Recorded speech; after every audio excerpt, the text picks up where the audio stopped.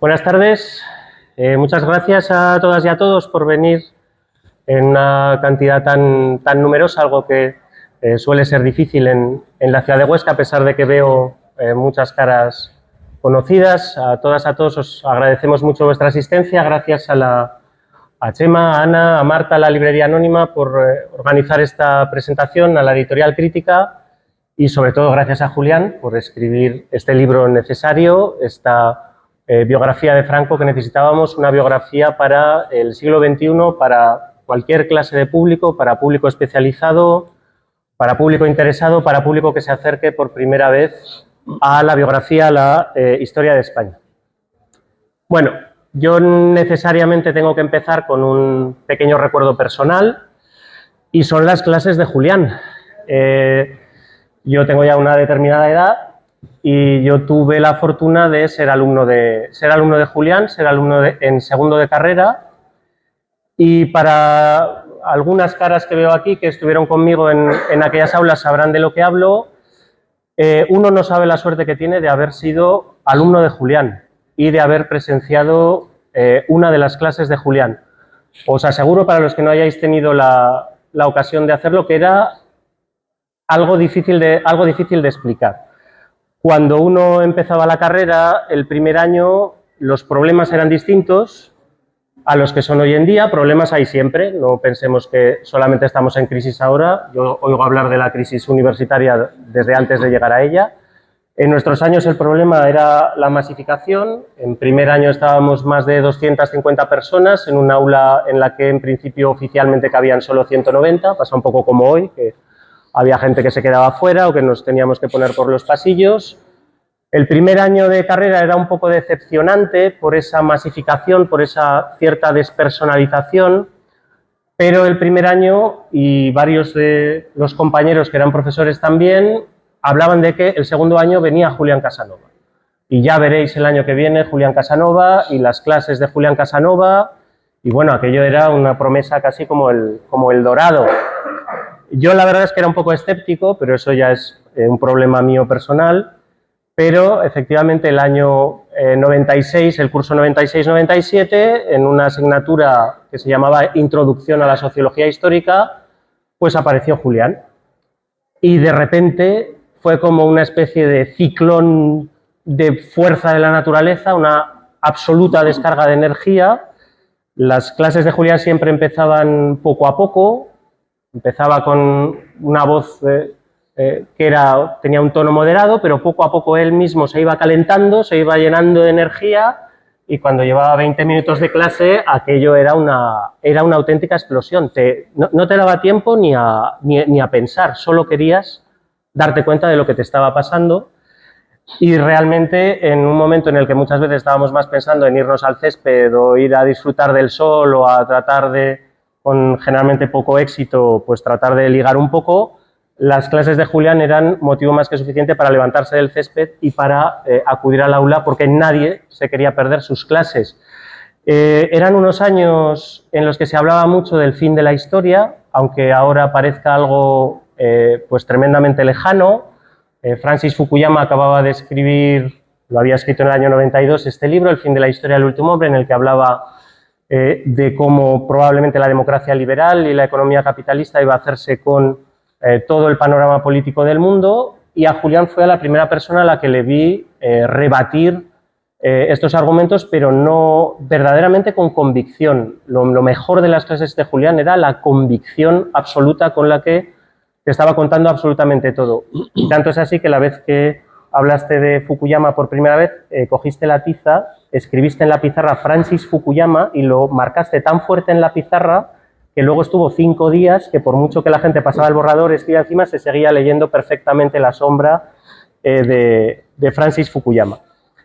Además de la energía, las clases de Julián eran un auténtico descubrimiento de referencias. Julián manejaba unas referencias, sobre todo de autores extranjeros de los que no habíamos oído hablar nunca, y él los manejaba con una naturalidad que verdaderamente te deslumbraba. Y sobre todo porque lo hacía de manera nada impostada, todo le salía de manera muy natural. y ahí fue la primera vez que oí hablar de gente como Barrington Moore o como Cida Skocpol. Oías hablar de gente de la que él había recibido clases, de la que tenía referencias directas. Julián te invitaba a soñar, te invitaba a pensar que quizá algún día tú pudieras también ir a alguna de estas universidades o ir a algunos de estos profesores. Es algo que todos los que fuimos alumnos de Julián le tenemos que agradecer, el hacernos pensar que todo era posible, y era gracias a Julián, gracias a la universidad pública, a las universidades autonómicas que son tan criticadas, pero gracias a las cuales pues muchos de nosotros hemos podido labrarnos un futuro profesional. Las clases de Julián eran además diferentes por el contenido.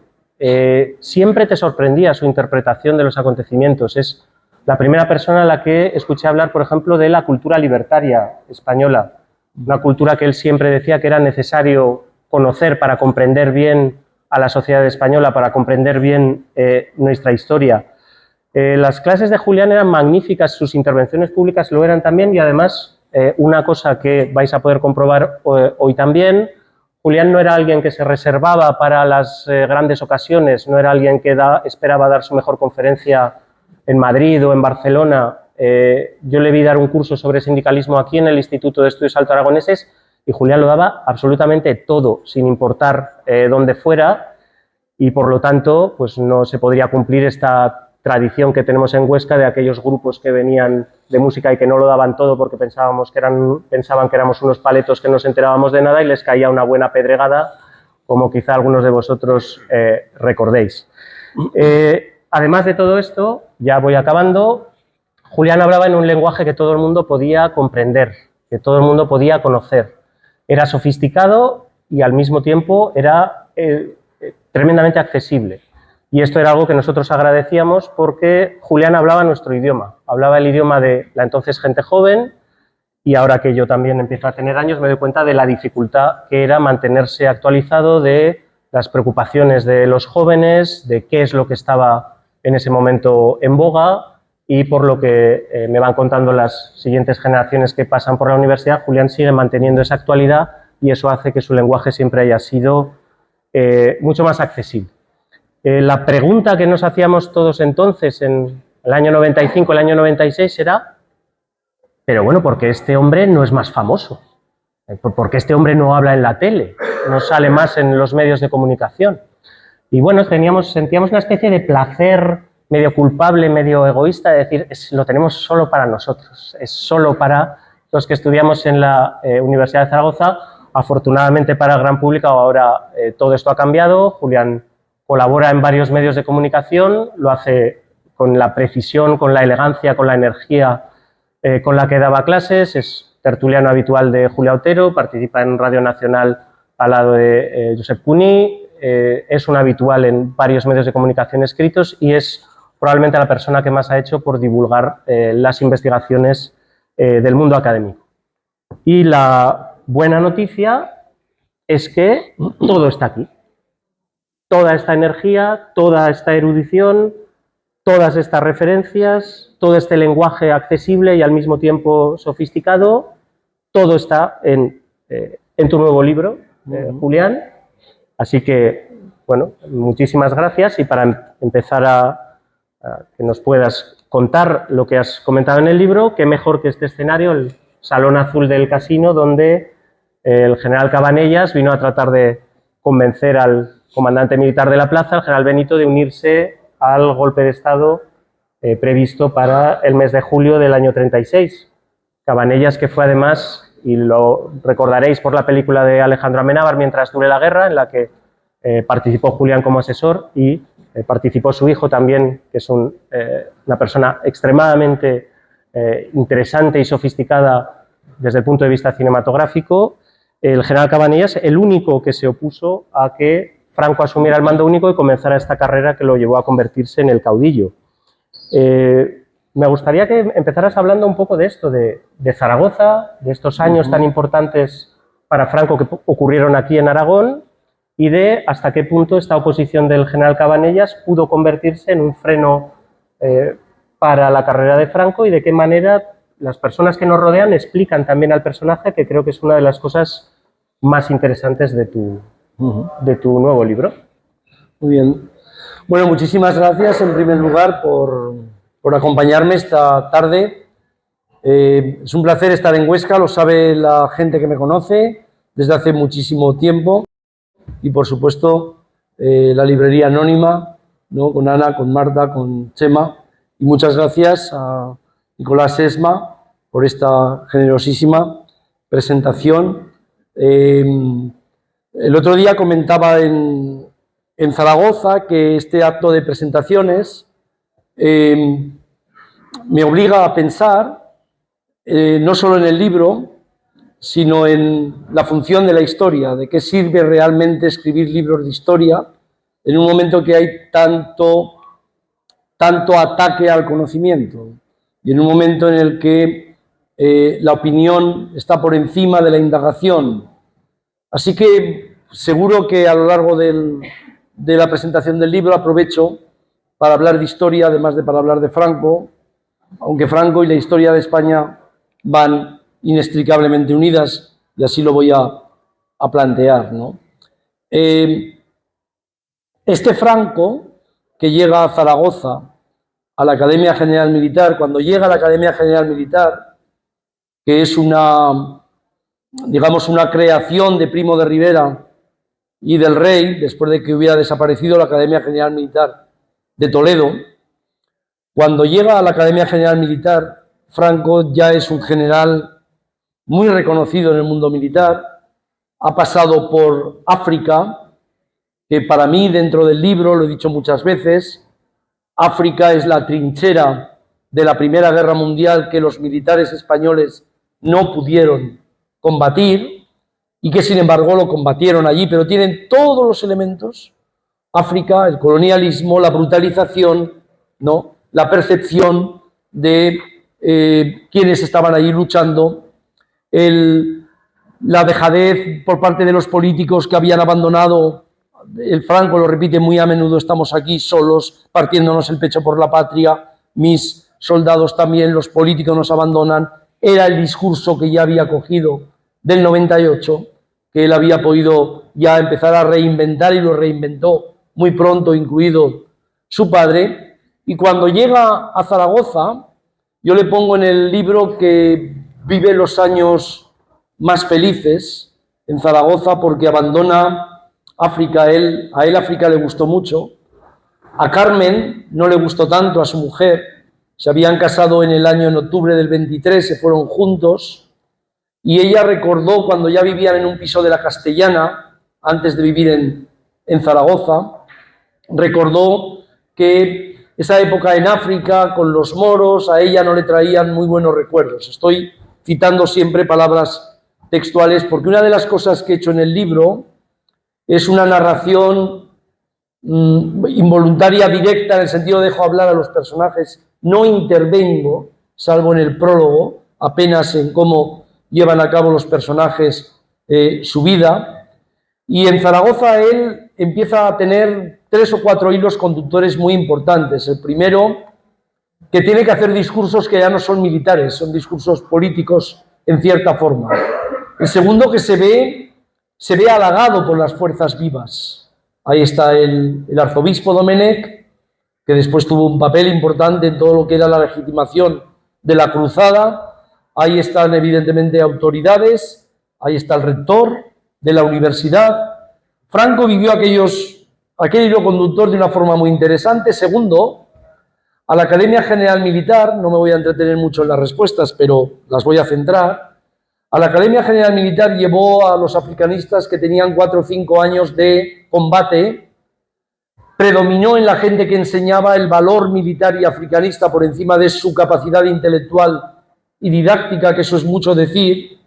Todos ellos la acompañaron en julio del 36, todos aquellos africanistas, y la primera promoción que salió fueron los verdaderos oficiales que después continuaron ascendiendo y fueron el sostén importantísimo de Franco en todo momento, por encima posiblemente de los generales. El tercer punto que me interesa muchísimo destacar, que viene de Zaragoza, es que allí conoció a Serrano Suñer, que era un abogado joven en aquel momento. Serrano Suñer había nacido en el 1, Franco en 1892, Y Serrano Suñer allí conoció a Fita, la hermana de Carmen Polo, se casaron en 1931, hizo de padrino José Antonio Primo de Rivera, y a partir de ahí empezó una relación que desde febrero del 37 hasta finales del 42 marcó la felicidad completa de un hombre que había sido abogado, diputado de la CEDA, y después realmente es el máximo representante del fascismo, del nazismo en España, con aspectos que veré después.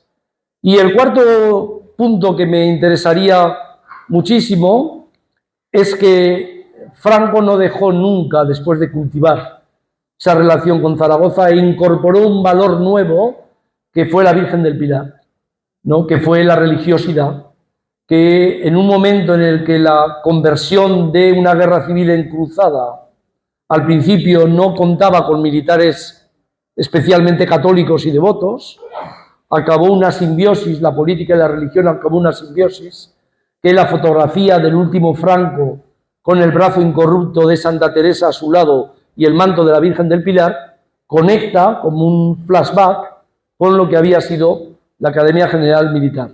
Franco volvió muchas veces a Zaragoza, Franco estuvo en el frente del Ebro, y una cosa más, porque siempre se habla de la estrategia de Franco, de los militares. Franco es un africanista que controlan un territorio pequeñísimo, que después tienen una guerra interior, no hacen una guerra internacional, y cuando se habla de los estrategas hay que ir a la Primera y la Segunda Guerra Mundial, hay que ir a todos aquellos militares que tenían miles de kilómetros de frente. Es decir, se ha hecho hasta una apología, una geografía del Franco militar que tiene muy poco que ver con lo que fueron todos los militares que lucharon como él, se brutalizaron como él en la Primera Guerra Mundial, acabaron en el 45 no como él, porque muchos de ellos acabaron colgados, acabaron fusilados, o algunos de ellos, volveremos a esta historia, acabaron en Portugal, en Argentina o en España, protegidos por la Iglesia Católica. El paradigma es Horthy, primer dictador de la Europa de entreguerras en 1920, que se libró después de pasar por Nuremberg y se fue a vivir a Estoril, donde coincidió con el padre de Juan Carlos, con don Juan.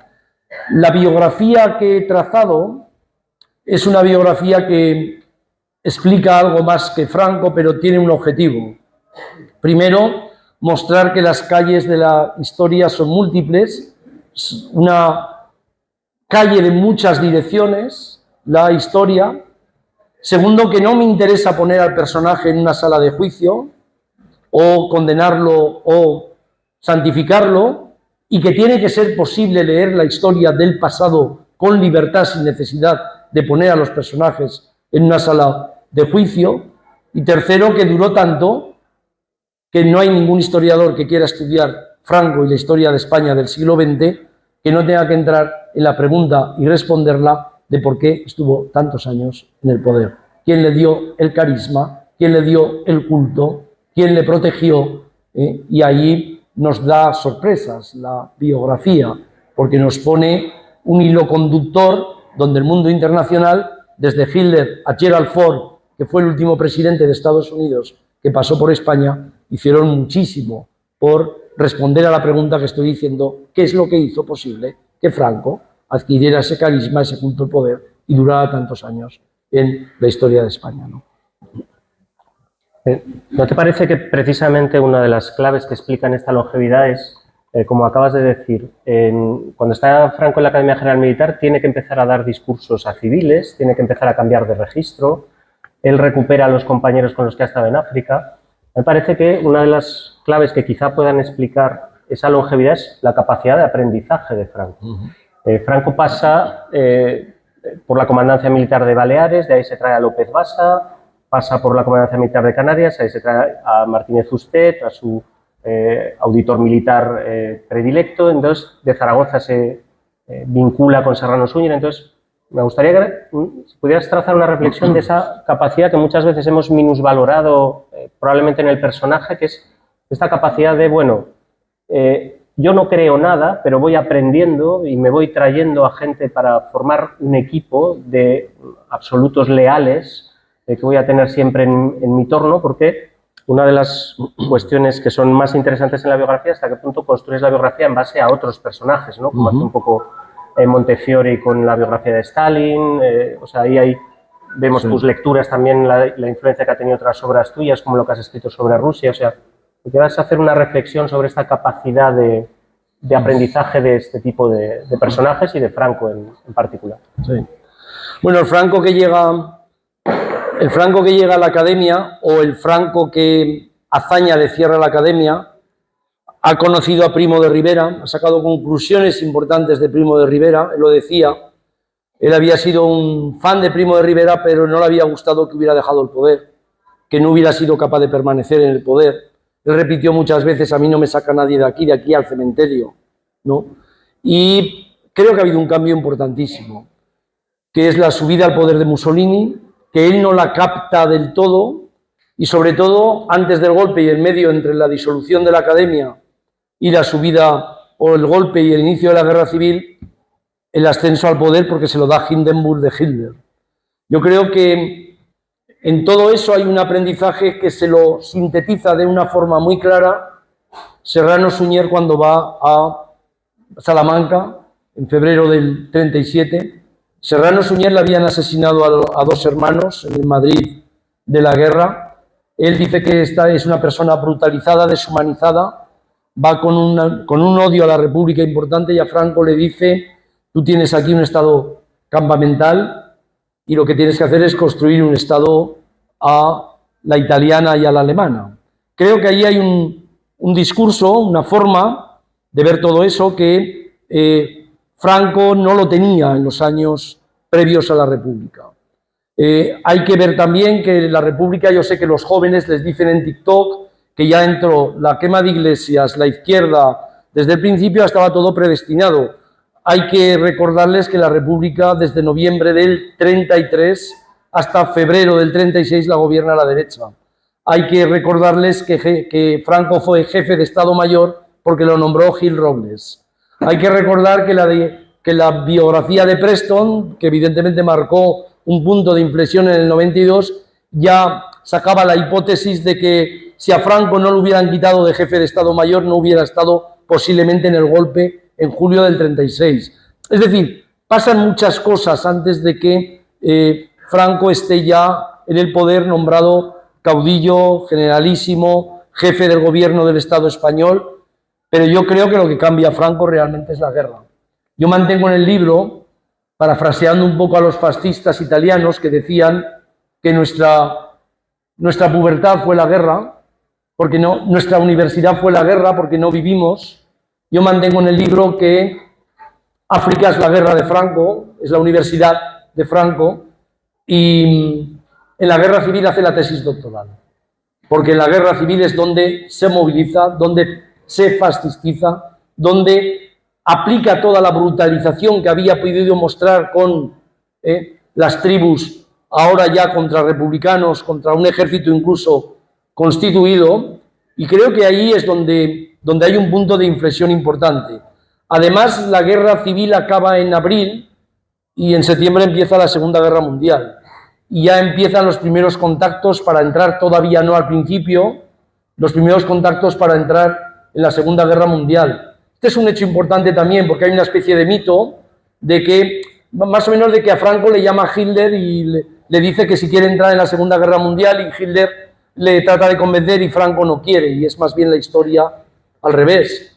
Pero hay que contar con un hecho muy importante. Mussolini, que es una persona que le ha dado mucho a Franco durante la guerra, le ha metido como 75.000 personas pagadas por el ejército italiano, que parecen voluntarios, pero no son voluntarios.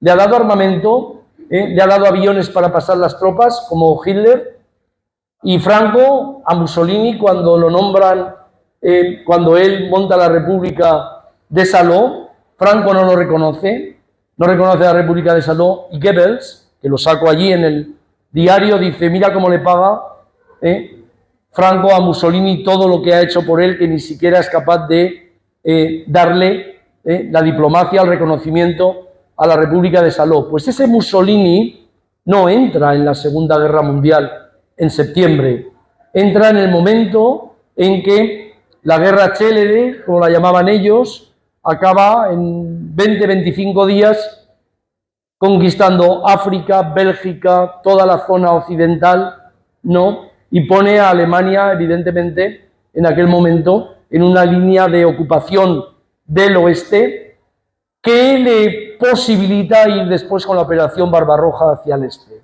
Mussolini, en el momento en que ocurre esto, dice, ahora es el momento de entrar en la guerra. Es el momento de poner unos cuantos miles de muertos para ir a buscar enseguida el botín. Esto es una frase textual de Mussolini.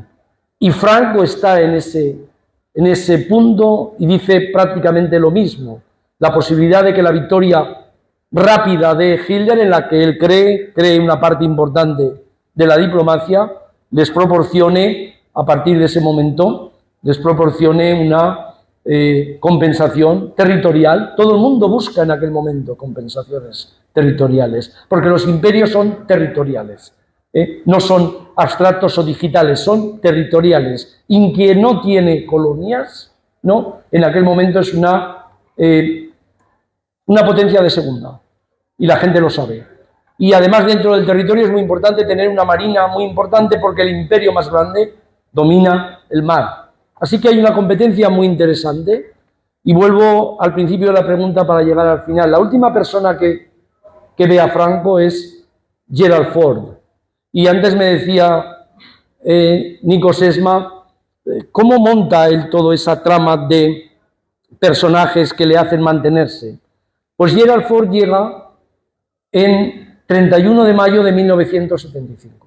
Ustedes acordarán, los mayores de Gerald Ford, que llegó a ser vicepresidente porque dimitió Spiro Agnew, que era un norteamericano de origen griego que estaba hasta la médula metido en la dictadura de los coroneles y en los negocios, y pudo llegar a vicepresidente. Y tiene la gran suerte de que llega a presidente porque dimite la única vez en la historia el presidente, que es Nixon. O sea, que llega a vicepresidente y llega a presidente sin pasar ni por una elección, ni siquiera por tema de primarias. Bueno, Gerald Ford llega en el 31 y me parece que es el cierre del libro.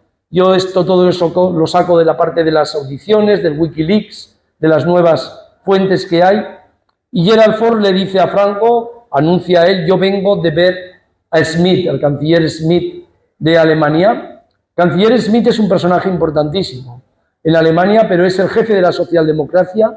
Schmidt ya se ha dado cuenta que la revolución de los claveles, el Partido Comunista tiene mucha fuerza y necesitan a Soares. Luego ha empezado a apadrinar a Soares, ha empezado a conectarse con Felipe González, y Schmidt le dice a Gerald Ford, usted va a ver a Franco, pero Franco es una dictadura agónica, y él es un dictador agónico, y usted sabe que allí va a haber una democracia, y no tiene mucho sentido que usted vaya a ver a Franco.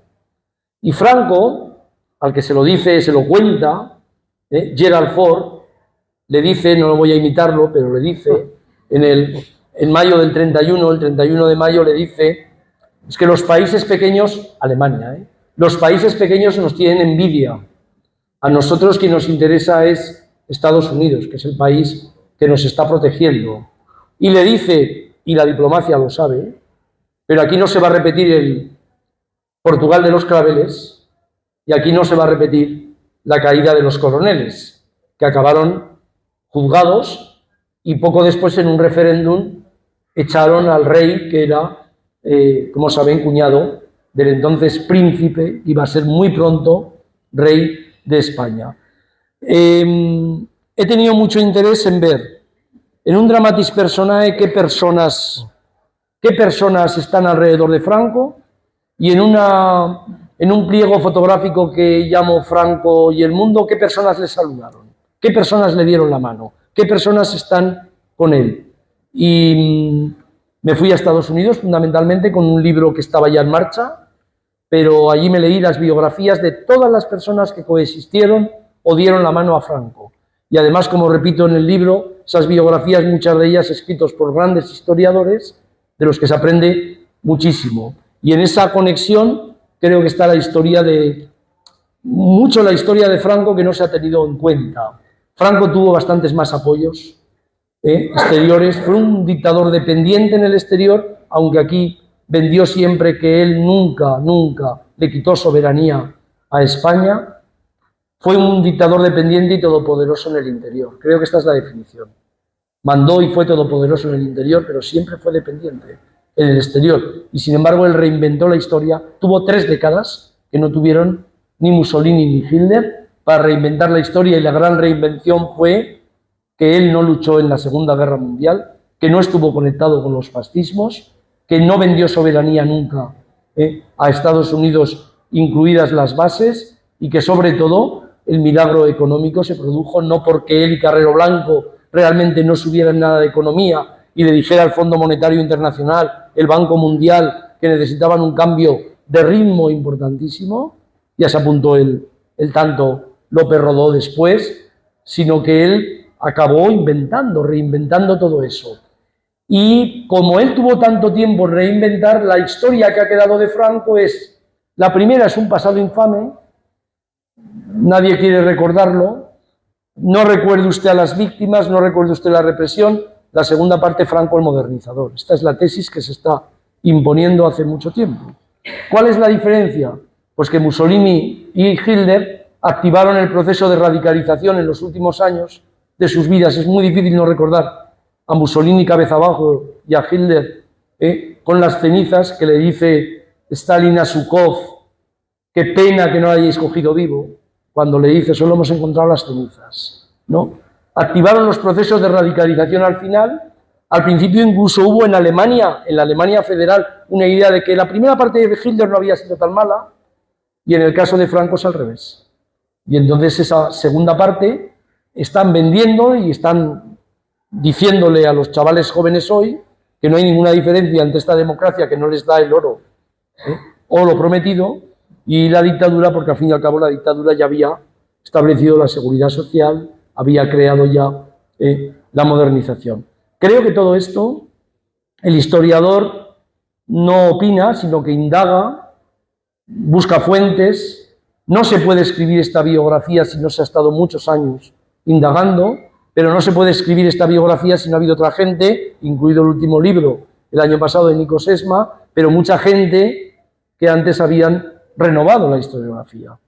Nosotros dependemos siempre, cuando alguien te dice: ¿pero usted qué aporta? Pues mire, aporto todo lo que han aportado todos los demás y además de esto, pero no olvide lo que han aportado los demás, porque nosotros leemos, respetamos. Y por cierto, en contra de lo que es la actualidad, cuando encontramos una cosa que no nos convence o que es nuestra, pero alguien dice que esa tesis tuya no es buena, la cambiamos y nunca la mantenemos. Algo, todo lo contrario a lo que se hace en este momento. Cuando una persona tiene una idea, no hace falta que hables con ella, que ya el debate, el pensamiento analítico se desterra. Así que lo tenga muy en cuenta esto la gente, porque solo el conocimiento, solo la indagación, solo la perspectiva amplia, solo el telescopio produce libros en los que la gente puede verse una historia que no había nunca leído. Y por último, yo tenía un sueño noble desde hace mucho tiempo, digo por último en esta.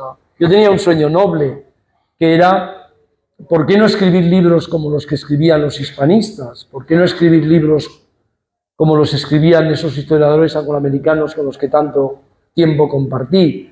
¿Qué hacían ellos para escribir aquellos libros que los entendía muchísima gente? Entonces uno veía que había habido un aprendizaje en la escuela, en los institutos, en las universidades, pero también veía que el aprendizaje continuaba en la universidad. Y entonces que la universidad es un continuo aprendizaje, que tú puedes sacar la plaza para toda la vida, pero no tienes que dejar de aprender nunca. Y entonces se aprende a escribir también, se aprende a mejorar la escritura, se aprende. Y este es de nuevo un discurso y un mensaje para los jóvenes. Nada viene dado. Esto es cuestión de trabajo, de formación. Y cuanto más trabajo y más formación, mejor te va a ir la vida. No siempre, porque la vida no va siempre en una calle única, como la historia, pero sí que, evidentemente, vas a necesitar ese bagaje de formación, ese bagaje de esfuerzo, que hay mucha gente que lo ha perdido, ¿no? Bueno, como podéis ver, hemos empezado el viaje en Hungría, hemos pasado por Alemania, hemos pasado por Portugal, hemos pasado por Estados Unidos. Un poco la conclusión siempre que se escucha a Julián es algo que últimamente está por fin imponiéndose, y es que España está en el mundo. España no es diferente, y había como una forma de complejo a la hora de comparar la dictadura española con otras dictaduras del periodo, con la dictadura alemana, con la dictadura italiana, con el propio Mariscal Pétain, y esa es una barrera que ha caído, y que si conocemos quién es Goebbels y quién es Himmler y quiénes son todos los personajes que rodeaban al dictador alemán, ¿por qué no conocer también a todos estos personajes que rodean a Franco? A mí me han interesado dos cosas especialmente, un poco este juego de espejos con la Segunda República. Azaña y Franco son siempre un poco como la némesis. De hecho, el Palacio del Pardo era una de las residencias oficiales de la Presidencia de la República, no es casualidad. Eso nos recuerda también la importancia de los símbolos en la política.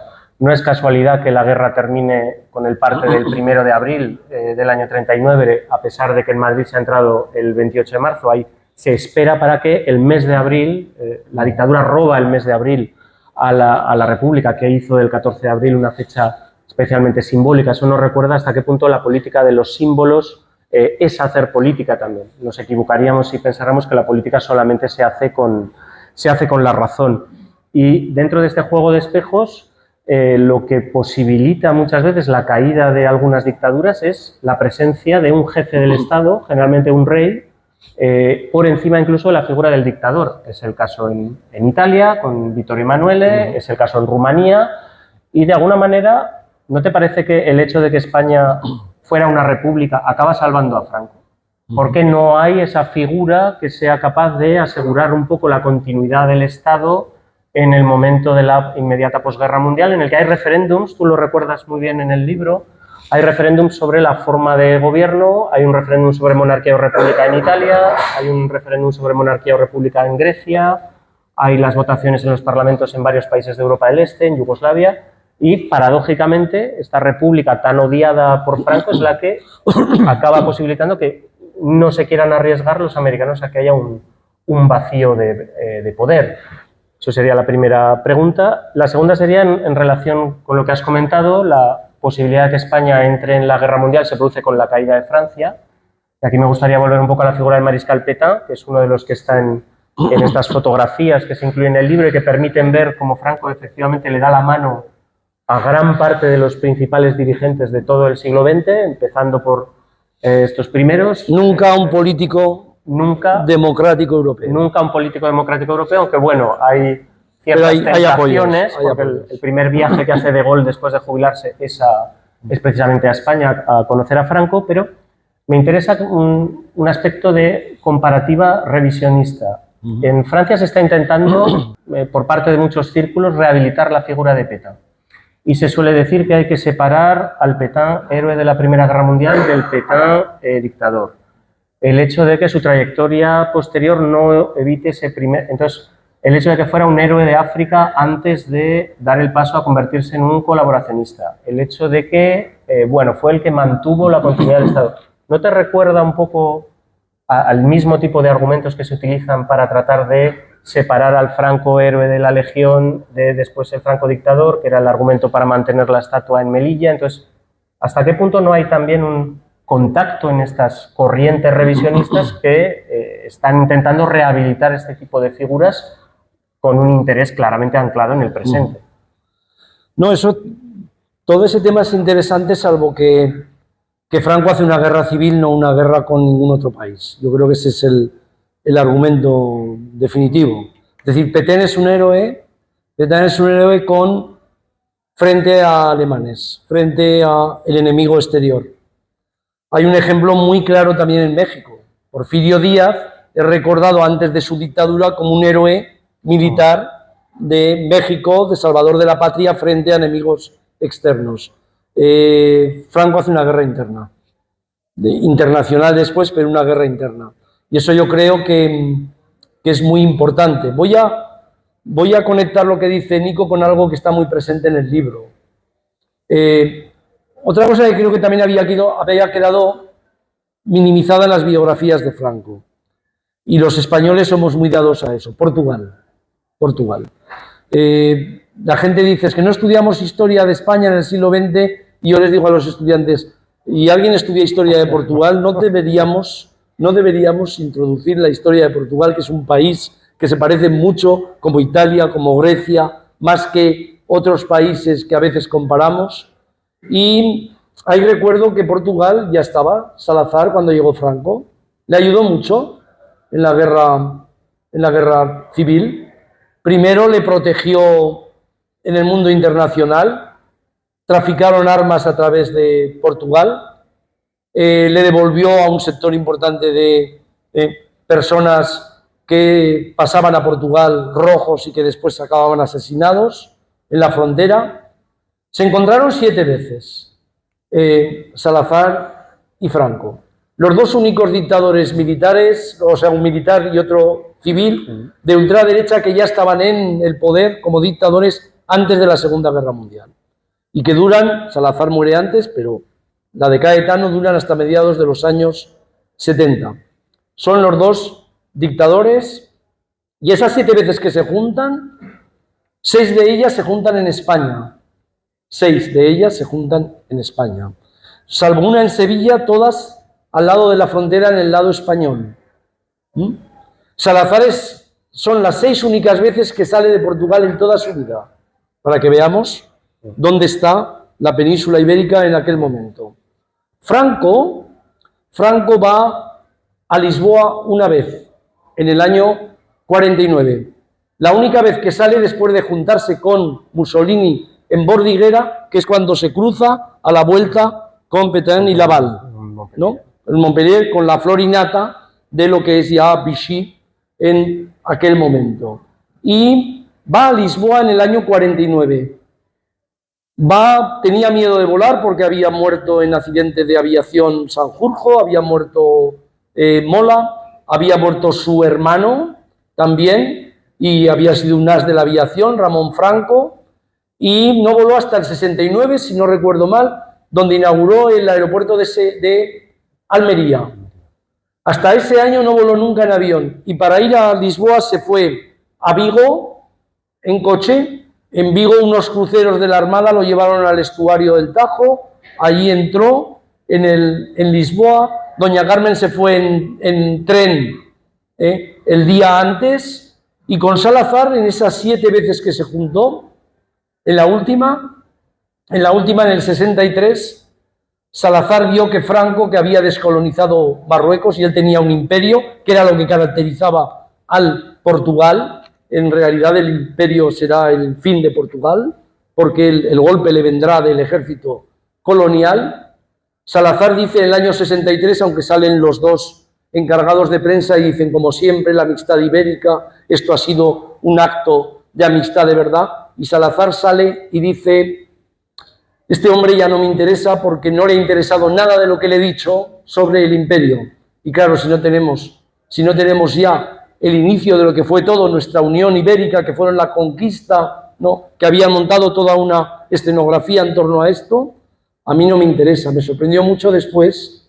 Salazar, como saben, tuvo un ataque de ictus, le convencieron a él de que seguía gobernando, no era así, en el 70 murió, y le hicieron un funeral en Madrid. Se había encontrado 7 veces, era el amigo más querido, y Franco no fue al funeral, mandó al príncipe de representación. Ya verán ustedes que el príncipe también sale siempre que puede, el príncipe, no yo, no, yo no lo pongo, es el príncipe el que va saliendo muchas veces a lo largo del libro, pero yo no lo pongo al príncipe.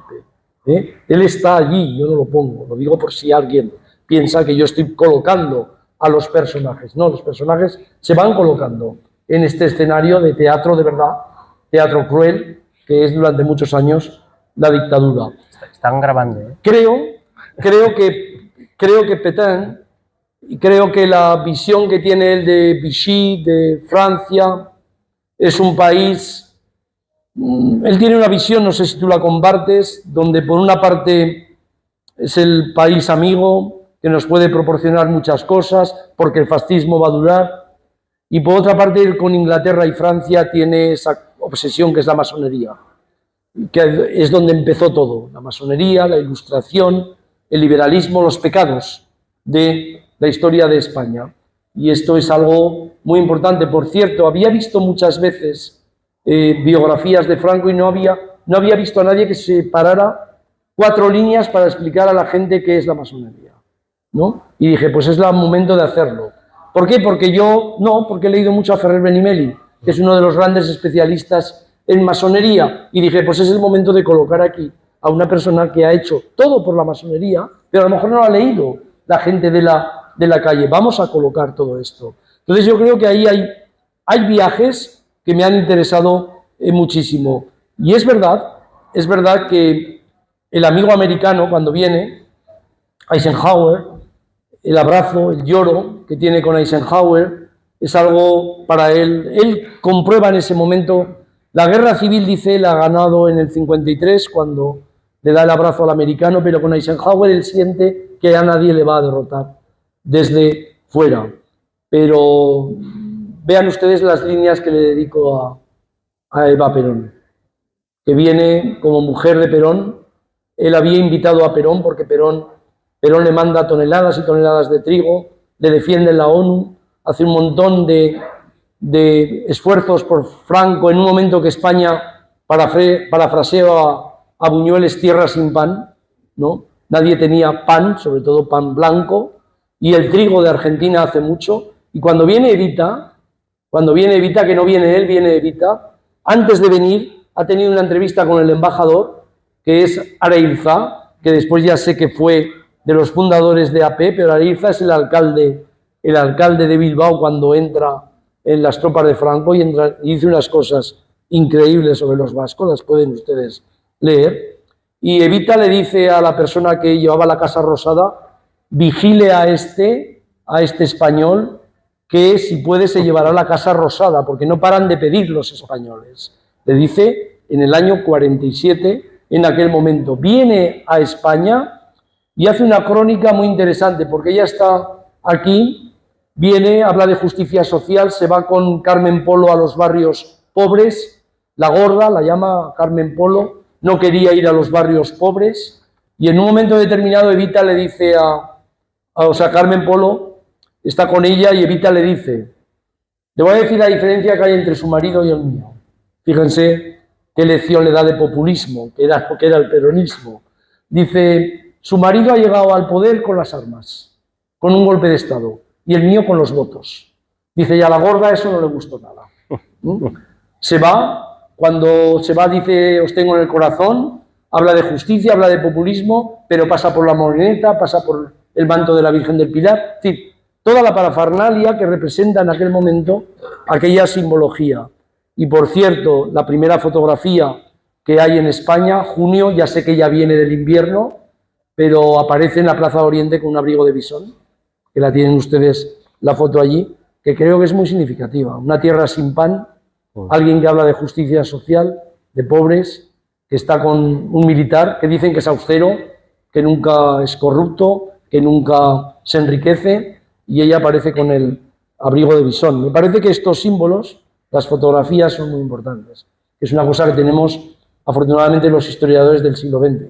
Tenemos audios, tenemos vídeos, tenemos mucha fotografía y, por cierto, nos están grabando también. Esto es la era digital, ¿no? Precisamente a propósito de la utilización de estas fuentes, y ya que has mencionado estas devoluciones que se hacían por parte de Portugal de Salazar de refugiados republicanos españoles, quisiera recordar que uno de estos devueltos en la frontera por parte de la policía portuguesa fue Miguel Hernández, que después fue condenado a morir en la prisión habilitada en el reformatorio en Alicante, y que precisamente hoy ha sido condenado un investigador a rectificar una de sus investigaciones, un profesor que se llama Juan Antonio Ríos Carratalá, después de haber ganado 2 juicios, porque el descendiente de uno de los secretarios judiciales en el Consejo de Guerra que condenó a Miguel Hernández, quiere, en función del derecho al honor, que desaparezca el nombre de su antepasado de las investigaciones de este profesor. En un momento en el que se habla tanto de la cultura de la cancelación y que se habla de la cultura de la ofensa y de la generación de cristal, me gustaría hacer aquí un llamamiento a la defensa de la libertad de investigación, de la libertad de información y la libertad del acceso a las fuentes y su posible utilización en el ámbito académico. Yo tenía mucho interés en hacerte dos preguntas más. La primera es, y precisamente a propósito de América Latina, el Franco como modelo, porque siempre hemos pensado que Franco siempre se inspira en el extranjero, pero el Franco y la dictadura franquista sirven de modelo también. Para el propio Mariscal Pétain, mencionabas cuál es un poco estas relaciones con Francia. Pétain se inspira muchísimo de la legislación y de la ley de responsabilidades políticas de la dictadura franquista para la propia legislación. El efecto retroactivo. Sí, el efecto retroactivo. Eso es un invento de la ley de responsabilidades políticas. Un invento de la ley de responsabilidades políticas. Y en la legislación francesa aparece directamente tomado de la legislación española la noción de Francia y antifrancia. Y la primera persona juzgada en un proceso en el que se le desposee de la nacionalidad y se le desposee de sus propiedades, de todo su patrimonio inmobiliario, es el general de Gaulle, a quien se le juzga en rebeldía, porque está en Londres, a quien se le quita la nacionalidad francesa, aunque esto si se lo cuentas a alguien en Francia, pues tiene una crisis que hay que sacar un desfibrilador, y le quitan todo su patrimonio. Lo que pasa es que después llega la liberación, y esa legislación está directamente inspirada en la legislación española. Franco es probablemente el primero que tiene la idea de poner a un católico como ministro de Asuntos Exteriores, como la imagen en el exterior, y sienta un precedente, porque lo hace después Corea del Sur cuando esto había una dictadura, lo hace incluso, si recordáis, Saddam Hussein, su ministro de Asuntos Exteriores, Tarek Aziz, era un cristiano, y él lo vendía siempre como la imagen de la tolerancia con las minorías religiosas. Y, por volver a América Latina, Pinochet, que va a sustituir, digamos, en esta especie de supervillanos de Marvel que constituye toda esta serie de dictadores, es el que toma el relevo de Franco y se inspira muchísimo, y es de hecho uno de los pocos jefes de Estado, bueno, creo que es el único, de hecho, que está presente en el funeral. A no ser que cuentes Mónaco. A no ser que se cuente Mónaco, que también siempre que hay un charco, pues ahí están ellos para pisarlo. Y Imelda Marcos, que imagino que tenía muy amiga de la familia. Muchos zapatos que mostrar en los funerales. Entonces, esta idea del Franco como modelo, ¿hasta qué punto? Bueno, esa idea es interesante porque Franco hace una simbiosis con Salazar sobre el corporativismo, donde está, como tú sabes bien, López Rodó, porque López Rodó había estudiado el corporativismo en el momento de la Segunda Guerra Mundial con Caetano, era muy amigo de Caetano y ve a Caetano poco antes de la Revolución de los Claveles, Semana Santa. Están juntos y Caetano y López Rodó le hace un elogio y Caetano le dice, aquí las cosas no están tan claras. Poco después, por la Revolución de los Claveles. La imagen de la capa gris de Pinochet presidiendo el funeral es importante porque ellos no se vieron, pero se cartearon mucho. Tiene una correspondencia muy amplia que ha salido a la luz a través de investigaciones también. Y además Franco le entregó la máxima condecoración militar y se la llevó el jefe de Estado Mayor a Santiago. Es interesante una cosa. La gente cree que las dictaduras de la ultraderecha o que venían de los fascismos caen con Portugal, con Grecia y con España, pero eso es en Europa, porque Pinochet ha subido en septiembre del 73, cuando muere Franco todavía no ha subido Videla y la Junta de los Coroneles. La parte más cruel de los Tupamaros y de Uruguay está en aquellos momentos también. La dictadura de Brasil, de Paraguay, siguen. Es decir, que Franco es un buen modelo, duradero, persistente. Al fin y al cabo también ha tenido una idea sobre la hispanidad que ha gustado mucho a la gente que está en aquel momento manteniendo toda aquella idea de la hispanidad. La fiesta, el 12 de octubre, todo esto que ha sido muy bien estudiado, la raza, que al fin y al cabo era el Día de la Raza, como se llamaba en aquel momento. Creo que todo eso es esencial. Y es verdad que tenemos una tendencia a comparar a Franco con las dictaduras de Europa, pero porque geoestratégicamente es mucho más aceptable. Pero las dictaduras latinoamericanas le deben mucho a Franco, porque él ya estaba en el año 39. Él ya estaba en octubre del 36. Y en Chile, un país que conozco bien, en Chile hay un frente popular en los años 30 muy importante, ¿no?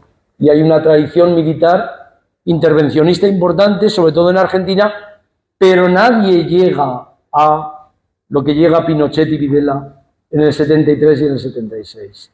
Y yo creo que los lazos de sangre que establece la victoria de Franco está ahí presente en la victoria de Pinochet y la victoria de Videla. Y una cosa muy importante, creo que las políticas de memoria están girando sobre lo mismo.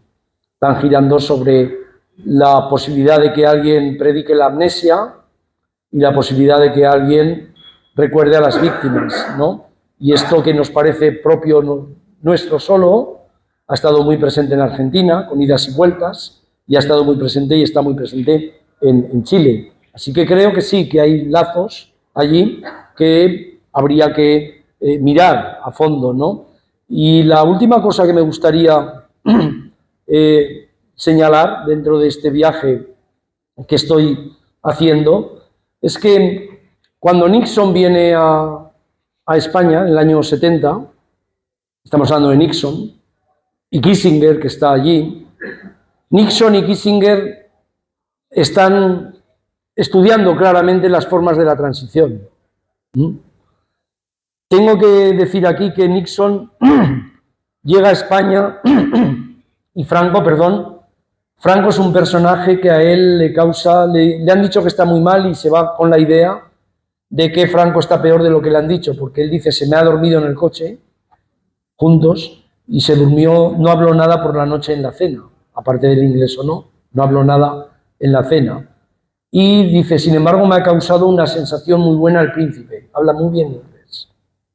Y unos meses después el príncipe y la princesa le devuelven el viaje. Y Nixon dice, no le he podido sacar todo lo que he querido porque estaba el embajador. Estaba el embajador y no me ha dejado hablar. Pero, dice, le he dicho al príncipe, usted habla muy bien inglés, es apuesto, se haga el simpático, no le preocupe la democracia, que la democracia ya vendrá. Esto son las filtraciones, ¿no? La democracia debe vendrá. Usted lo que se tiene que dedicar es a sonreír y a ser simpático con la gente en estos momentos tan difíciles. Viene Kissinger varias veces y en contra de la imagen que sacan a alguien muy tranquilizadora de que Kissinger y América están detrás del atentado de Carrero Blanco, Kissinger dice claramente que Carrero Blanco es el personaje que ellos confían en que la transición se haga como piensan que debe hacerse, de la forma en que debe hacerse. Y es el último, por no decir el penúltimo, además de su mujer, que ve a Carrero Blanco prácticamente vivo y el sacerdote y los guardias que estuvieran en la misa antes de que lo asesinaran. Y a Kissinger la noticia le coge en París, ha estado el día antes con él en España. Y Kissinger, lejos de decir vaya noticia y vaya bien y no sé qué, Kissinger dice, primero hace una regañina a la seguridad de Estados Unidos, pero como no me dijisteis nada, podíamos haber estado nosotros ahí, en esa bomba. Y segundo, dice, esta es una gran pérdida para la estrategia, la geoestrategia que hay en el Mediterráneo. Y no ha caído Portugal, y no ha caído todavía Grecia.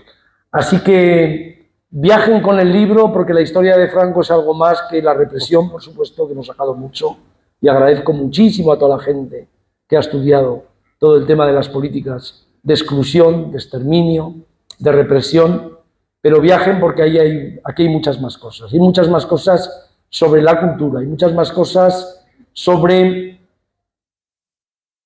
la corrupción y sobre los mitos. Les tengo que decir para final que esta es una biografía muy clásica en un sentido. Coge al personaje de la cuna y lo lleva a la sepultura. Pero es una biografía menos clásica en el sentido de que en vez de pararme para hacer análisis en la biografía, lo que hago es temas transversales que no rompo la narración.